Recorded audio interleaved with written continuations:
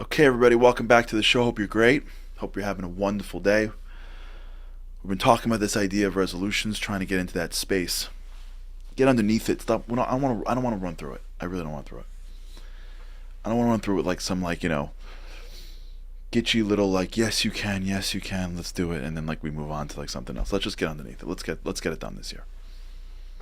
Yes you can, yes you can, yes you can. Let's get it done. Slowly, slowly.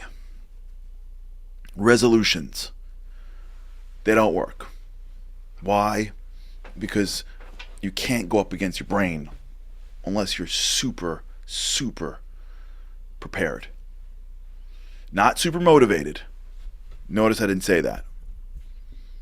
There's a misnomer that, motivation can do anything. It's not true. This concept of a motivational speaker can change. Come on. It doesn't work that way. Motivation can only do a little bit. It can get you going. Think of motivation like the ER room of a hospital. It's necessary if you need, God forbid, you need the ER, but you can't live in the ER. Even the stuff they use in the ER is probably not good for you every day of your life. So motivation's good. Zig Ziglar once said motivation is like showering. You gotta do it every single day. But you can't live your life expecting to use motivation to drive your goals. It doesn't work. At some point you go back to your life. At some point you go back to your baseline. At some point you get tired, or there's another emotion that comes and overwhelms you. It's life. You can't predict every emotion that's coming at you. You can't control your thoughts. You can't control the world around you. You can always try to stay motivated, and there's always a level of being empowered, no question. But you can't rely on it in order to achieve your resolutions. To achieve your resolutions, you have to get to a place where the goal itself, not some outside motivation, not some new moment or some speech or some song or whatever, even some picture in your mind. You have to get to a place where the goal itself is so exciting to you that in your mind you make a value judgment and you say, the thought that I can achieve this, the possibility of achieving this, is worth more than the things that I'm doing that's preventing it. That's how it is. It's a calculation. It's a rational calculation. It's not a rah-rah speech. It's a rational calculation that your brain makes when you put in it the ingredients of a goal that you can possibly hit that is more valuable than the current activities in which you're doing. That's why, like I said yesterday, a person can hit snooze every single day when they told themselves the night before, I'm going to get up and I'm either going to study or I'm going to meditate or I'm going to pray, I'm going to work out, whatever you have to do in the morning. Whatever's the reason why you set your alarm an hour early.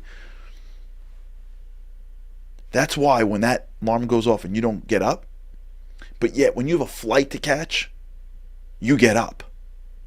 Why? Because really, really, the goal of catching the flight or the fear of missing the flight is worth more to you rationally than the thought of sleeping the extra hour. If you thought for a second that missing that hour of meditation or prayer or study or exercise was as valuable to you in achieving your goals as missing a flight, you'd get up. You don't need to be motivated. You don't need to get a speech in your ear at 4:55. You can do it, man. Get up. You got this. You got this. Come on. Come on.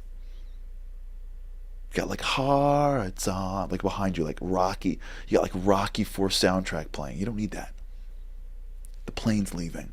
I gotta get up. The book is waiting. That's fine. I'll catch it later. However, if you have to study for something, if you have a massive test, if you have the bar or the CPAs, and it's coming up in 2 weeks, and the only time you study is an hour before your work, and if you miss this, you may fail the CPAs or the bar exam or the boards. Guess what happens to the same exact activity of getting up in the morning and going to study? You get up. Why? Because the goal is more ambitious. It's more exciting to you. Or the fear of missing the goal is more daunting to you. If you have to run a long distance run in 2 weeks, and if you don't train, you're not going to make it, you get up. You can't get up in the morning? Well, when there's a 4-month-old in the room over screaming his or her head off, and you happen to be the parent, you get up. Because you could. All that happens in the mind is, it's a value proposition.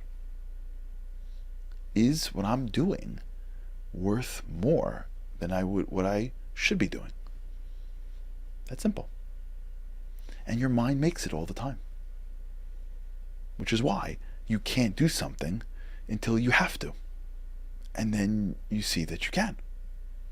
But could you or couldn't you? The answer is, it depends. In some cases you can't. In some cases it's easy and you always do it. But that's not where your growth is. Growth is not going from I have never done it to I do it all day. Growth is the next step.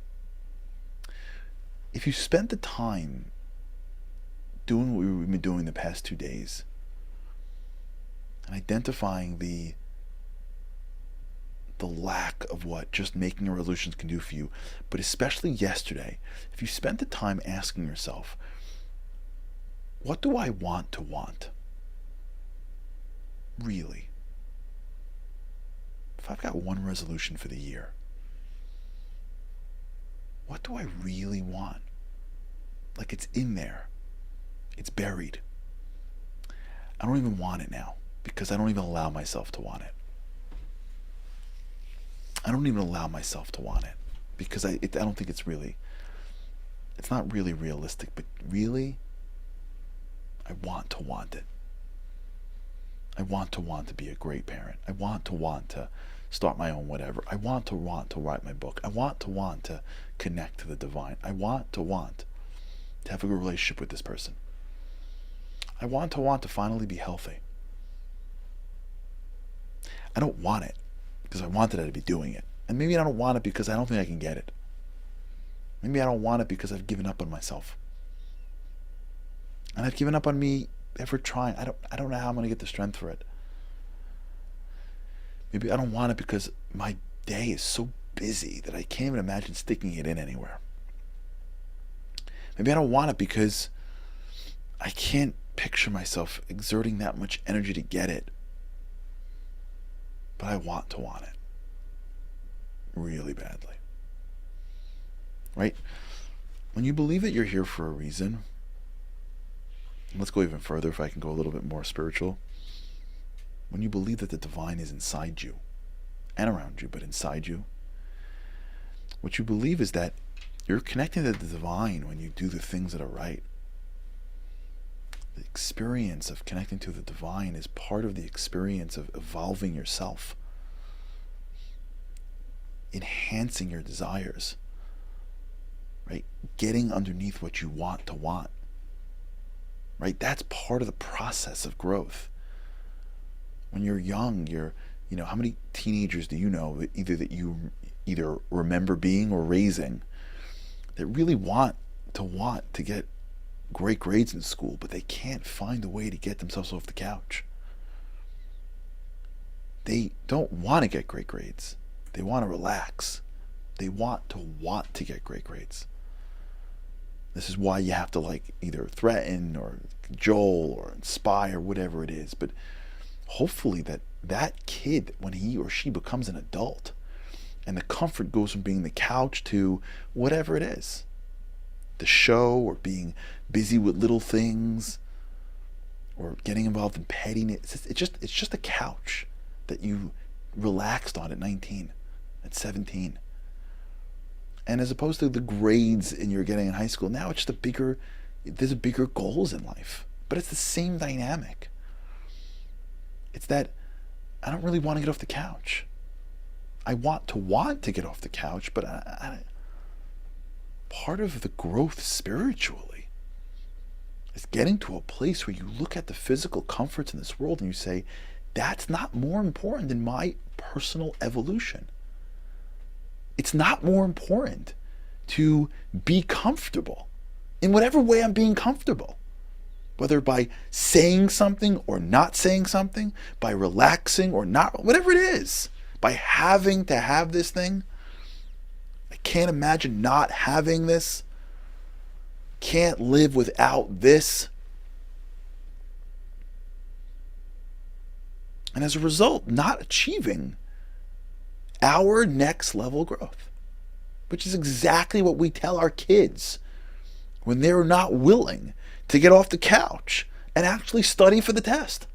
When they know they want to do well, because they know they want to get into the next good school, because they know they could do well, and they know they don't want to get bad grades, but they just can't not allow their body and their comforts to overwhelm them. But as adults, we should be able to be better than that. That's spiritual growth, my friends. It may not be specifically it may not be ritual growth. There's more growth in life. It may not be it's spiritual growth. When you allow your soul and the depths of why you're here to shine past your body and the malaise in which it feels, if I use that word right.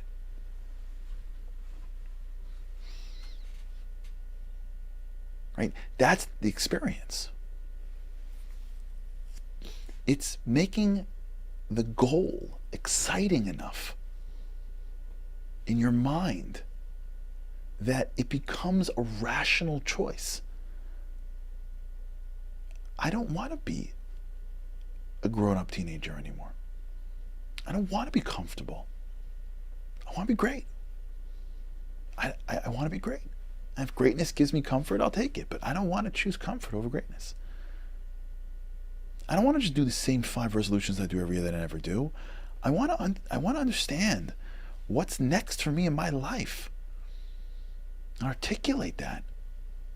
And get so excited by the thought that I can have that it starts to get into the category of, oh my God, I'd rather sacrifice to get that. I want my resolution to be as impactful as having to catch a flight, or having to pass a very important test, or having to go to do this one thing that's really important. That's what I want to be. Because you can be sure that if a player is tired on game day, he's getting up. Because in his mind, playing the game that he is the professional for is more important. 10 out of 10 times. You'll never see a professional athlete with any career them saying, sorry, he didn't make it to the game, he just was exhausted today. We're professional athletes. Just the game is our life. And the battle is not just the opponent that we see on television. The battle is what is specifically custom for us in our life right now.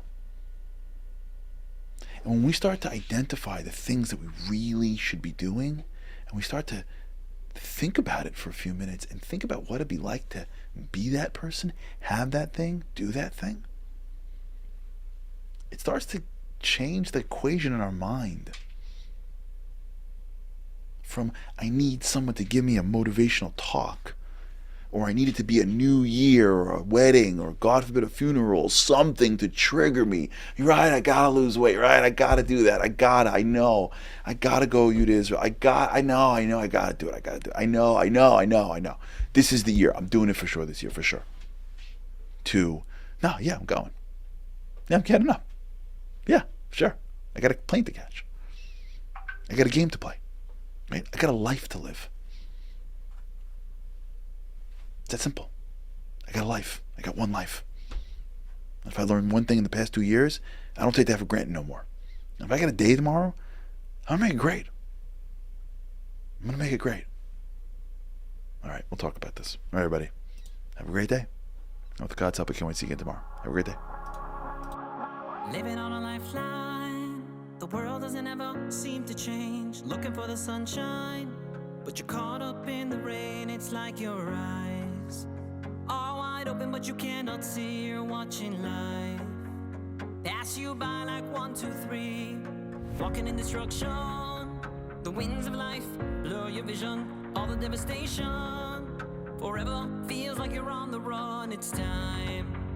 No one else can set you free. You're locked inside, and only you have got the key.